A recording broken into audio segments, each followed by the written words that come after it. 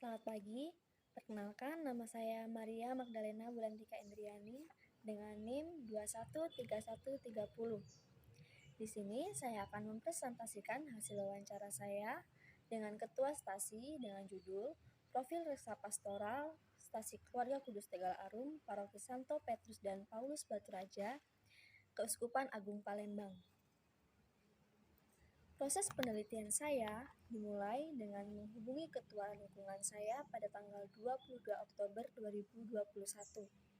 Waktu itu, ketua lingkungan menyampaikan bahwa beliau bersedia untuk diwawancarai.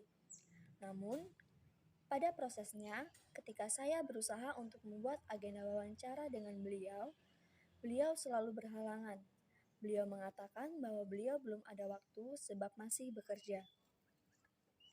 Hingga akhirnya, pada tanggal 2 November 2021, saya memutuskan untuk mengganti narasumber saya. Saya memilih Ketua Stasi sebagai narasumber saya. Pada tanggal 3 November 2021, saya menghubungi Ketua Stasi dan beliau pun bersedia. Tanggal 4 November, saya mencoba menyusun agenda wawancara dengan Ketua Stasi dan disepakati wawancara akan diadakan pada tanggal 7 November 2021. Sesuai jadwal, pada 7 November 2021, malam hari, saya melakukan wawancara dengan Ketua Stasi. Tanggal 10 November, saya memulai membuat transkrip wawancara. Dan pada tanggal 11 hingga 17 November 2021, saya membuat laporan hasil penelitian. Berdasarkan hasil wawancara dengan Ketua Stasi, karya pastoral yang dipahami oleh Ketua Stasi Keluarga Kudus Tegal Arum yaitu pelayanan dalam gereja. Karya pastoral berkaitan dengan tugas penggembalaan yang dilakukan oleh gereja untuk mewujudkan persekutuan umat yang beriman kepada Yesus Kristus. Maka, saya melihat bahwa ketua lingkungan sudah cukup memahami tentang karya pastoral yang dijalankan. Perwujudan karya pastoral di bidang persekutuan di Stasi Tegal Arum adalah dengan adanya tim KAR atau katekese akar rumput, pemandu-pemandu dalam pendalaman iman, dan bina iman untuk anak-anak. Kemudian, perwujudan dalam kelompok kategori yaitu antara lain perkumpulan atau persekutuan doa seperti Legio Maria dan Putra-Putri Altar. Perwujudan karya pastoral di bidang peribadatan di Stasi Tegal Arum adalah dengan adanya kegiatan yang sudah terbagi di setiap lingkungan, baik itu pendalaman iman, doa-doa di lingkungan dalam bentuk kelompok, baik itu ibu-ibu, bapak-bapak, ataupun anak-anak di setiap lingkungan. Perwujudan karya pastoral di bidang pewartaan di Stasi Tegal Arum adalah dengan adanya pendampingan atau bimbingan kepada calon-calon penerima sakramen baptis, komuni pertama, dan sakramen krisma, dan juga membuat seksi panggilan. Perwujudan karya pastoral di bidang pelayanan di Stasi Tegal Arum adalah dengan adanya seksi PSE atau pemberdayaan sosial ekonomi, seksi kematian diantaranya seperti pelayanan Panguti Loyo, dan juga ada seksi pelayanan untuk lansia dan juga seksi kesehatan. Seksi-seksi tersebut terbentuk untuk melayani umat. Berdasarkan hasil wawancara dengan Ketua Stasi, diketahui bahwa Ketua Stasi masih terlalu asing dengan kata poimenik. Maka, saya menjelaskan terlebih dahulu apa itu poimenik. Setelah itu, baru tampak kegiatan poimenik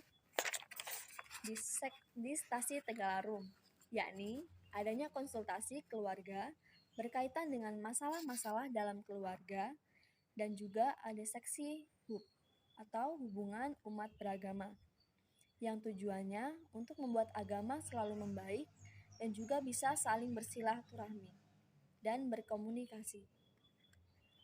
Misalnya, ketika ada acara-acara keagamaan, mungkin di situ juga melakukan penghormatan, bisa juga memberikan suatu ucapan dan lain sebagainya. Pelaksanaan reksa pastoral di tengah pandemi COVID-19 di Stasi Tegal Arum dijalankan dengan pembuatan jadwal yang disesuaikan dengan keadaan pandemi dan protokol kesehatan. Sehingga kegiatan di lingkungan menjadi lebih jarang. Kegiatan di stasi bersifat terbatas dan membutuhkan beberapa waktu jeda, sehingga tidak sama persis dengan waktu-waktu sebelumnya di tahun sebelum pandemi. Tantangan yang dihadapi dalam melaksanakan reksa pastoral di stasi Keluarga Kudus Tegalaru, yakni ada keadaan di mana semuanya serba terbatas dan dapat dikatakan mengubah dari satu kebiasaan, dan sekarang dalam pelaksanaan, kegiatan harus dibagi-bagi atau dikelompokkan supaya tidak terjadi kegiatan yang menimbulkan suatu kerumunan. Upaya yang dilakukan agar reksa pastoral di stasi Keluarga Kudus Tegal Arum dapat terus dijalankan adalah dengan berlatih berdisiplin dan mematuhi protokol kesehatan. Dengan berbagai macam cara seperti menjaga jarak, kebersihan, mencuci tangan, kebiasaan-kebiasaan tersebut tentunya sangat baik untuk diteruskan demi kesehatan. Jadi, kesimpulan yang saya dapatkan yaitu, yang pertama, Ketua Stasi Keluarga Kudus Tegal Arum sudah cukup memahami panca tugas gereja, yaitu antara lain persekutuan atau koinonia, pewartaan atau kerikma, peribadatan atau liturgia, pelayanan atau diakonia, dan bimbingan khusus atau poimenik. Yang kedua, penerapan panca tugas gereja di stasi Tegal Arum diwujud nyatakan dengan berbagai program dan kegiatan. Yang ketiga, dalam dinamika pelaksanaan reksa pastoral di masa pandemi, ada beberapa tantangan yang dihadapi, namun juga ada upaya untuk mengatasinya. Sekian dan terima kasih.